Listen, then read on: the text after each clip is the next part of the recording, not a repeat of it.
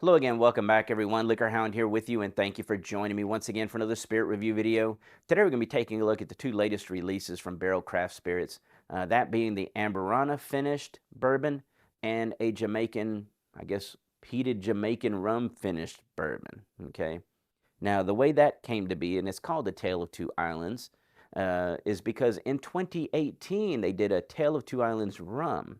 That's where they took the Jamaican rum, put it into peated Islay casks, so think Lafroig, Lagavulin, Colila, and they let it mature up in there. And once they felt it was ready, they bottled it as an 8-year-old Jamaican, 132.8 proof. Okay. Now, they took those empty peated casks that were now emptied of the Jamaican rum, put in the bourbon. And that's what we have here. This is a blend of source bourbons, Indiana and Maryland. Matter of fact, it tells you right there it's 5, 6, and 9-year-old Indianas with 5 and 6 Maryland, with a derived mash bill of 73% corn, 23% rye, and 4% barley. All right, now this one is bottled at 118.22 proof. And then, but to start it all out, because I know as flavorful as Jamaican rum can be, I wanted to start with Amburana, and that's crazy and a saying in of itself because Amburana is such a huge, powerful flavor note that it could, if it was too heavy-handed, even overpower this for sure. But as you can see, I've tasted it and I've shared it with my friends, so I know where this one's at.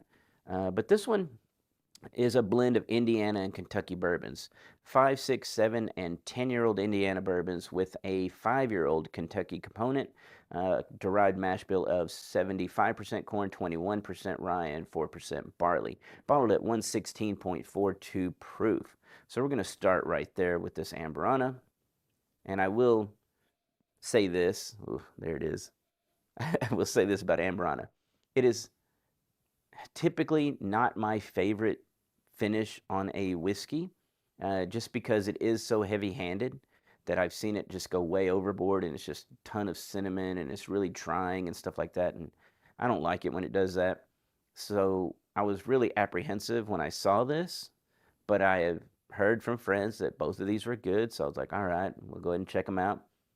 Again, $85 worth the shot. This one surprised me because of all the Amburana finishes I had to date. This is actually my favorite. I think they did a great job. And as a matter of fact, they even talk about it on the back.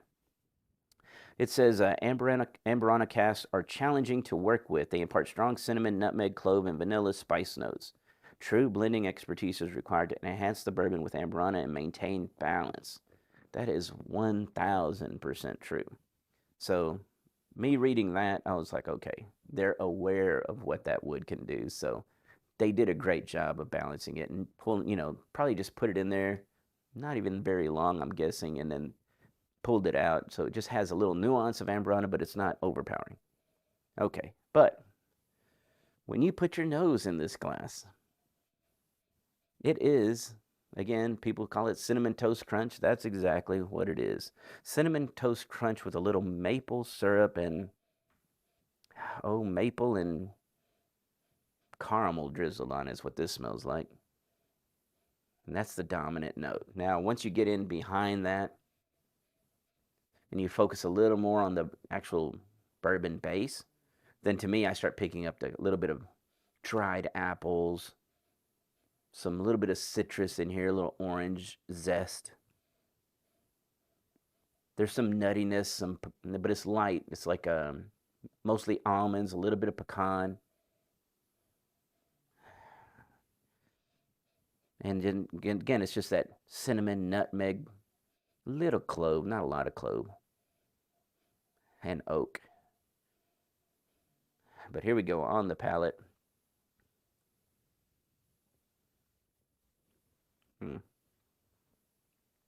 Caramel heavy. Amburana right behind it with the cinnamon. You get that. There is apple in here, but it's like baked golden apples. There's a little bit of cherry.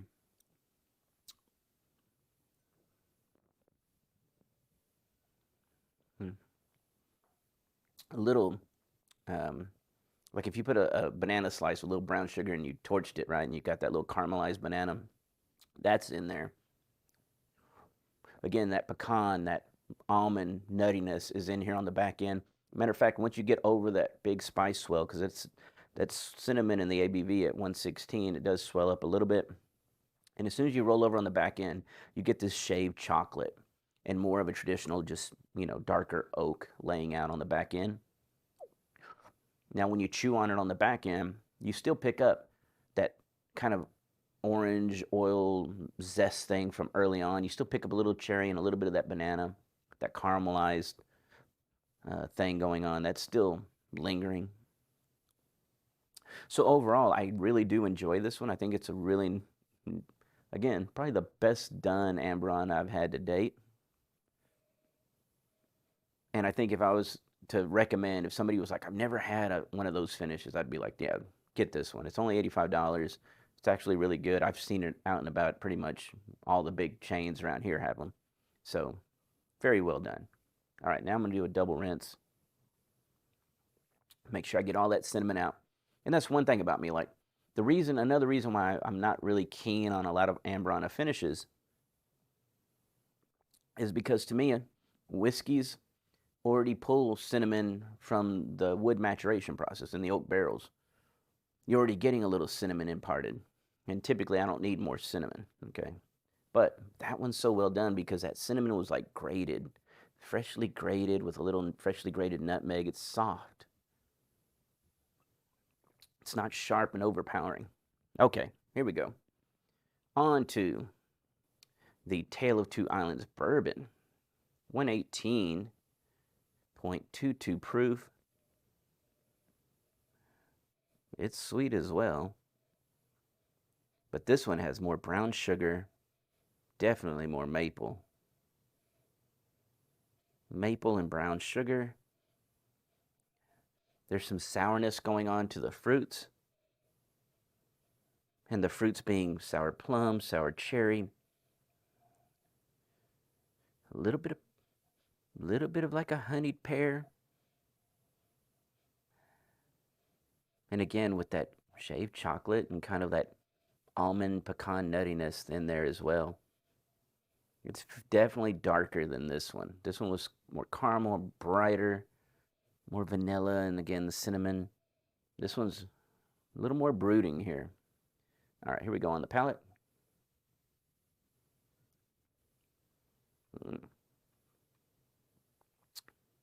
Oh, yeah. Now, I will say this. If you're very familiar with rum and you're used to that profile and you taste this, you'll probably be able to pick out the rum early, like within the first second, right about there. You just, as soon as it goes down, you're like, bang, that's rum. And then it blends right in with the big bourbon, okay? So it just flashes rum early. Let me try that again.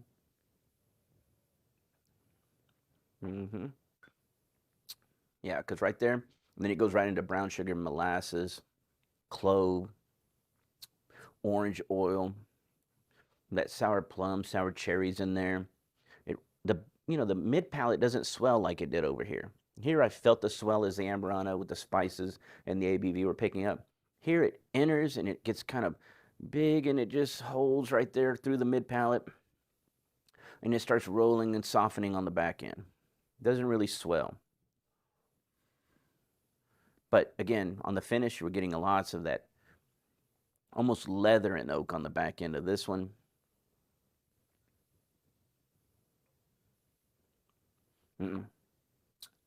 Banana. There's banana in here as well. And it's different than here. This was like that, again, caramelized torched bananas. This is banana nut bread in here. Now, if you're one of the folks that, I don't like banana in my whiskey. I don't like Jack Daniels, that banana thing. Well, I will say this one, it's just a nuance. In other words, you pick it up and it kind of goes away. And it's kind of like everything else in this, that shows up and it fades and it kind of roller coasters here and there, but it's not, nothing's dominant here. There is a little bit of that baked apples that I was picking up in this one, the plum, again, the sour cherry, all that's in there.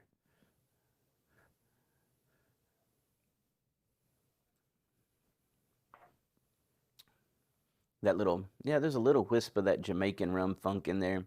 But again, just like the way the rum essence shows up in itself, it kind of jumps up and gets covered up.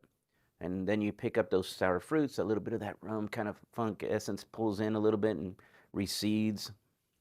Again, back in just shaved chocolate, oak, and leather. Now again, chew on it. You still pull a lot of those fruits and a lot of those flavors, but hey, we're all different. Okay. Ooh, the Tale of Two Islands rum. Good grief. Oh my goodness. Such a great Jamaican rum. This is phenomenal. Um, it's buttery. It's sour. It's funky. It's savory. That umami. It's got it all in this one. I get the sour plums, the sour cherry. It's a lot of everything stewed and soured here. There's like berries and pears and but it's all like really ripe to almost overripe, right? It's in that fringe. There's raw honeycomb. There's a little cider, again, apple cider vinegar in here. Malt, almost a little malt vinegar as well. All right, here we go.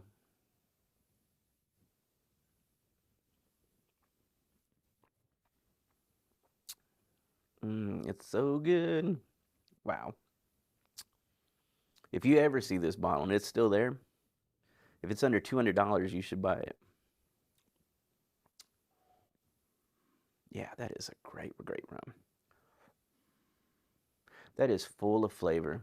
And again, all those, it's sour but not too sour. It's sweet but not too sweet.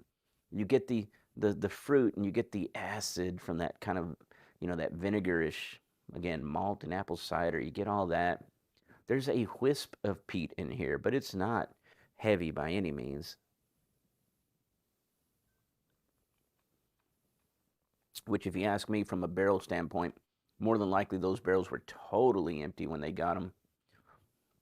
And they put the rum in there, and that rum's just so full of flavor that what little maybe Islay whiskey was trapped into that wood, it comes in, but that just Jamaican rum's just too heavy for it, and it's just powering over it, which is perfectly fine in my opinion, because I like peated whiskey and I like rum.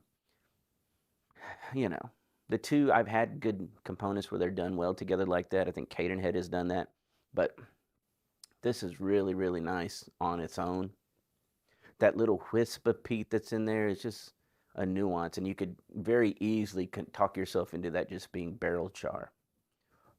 But anyway, I hoped you enjoyed this video review. Of course, I am unsponsored. I'm not beholden to anybody, so you're going to get my unbiased reviews here. So if you can, please join me over at patreon.com/LiquorHound. Help support this channel, keep this kind of unbiased content coming for you.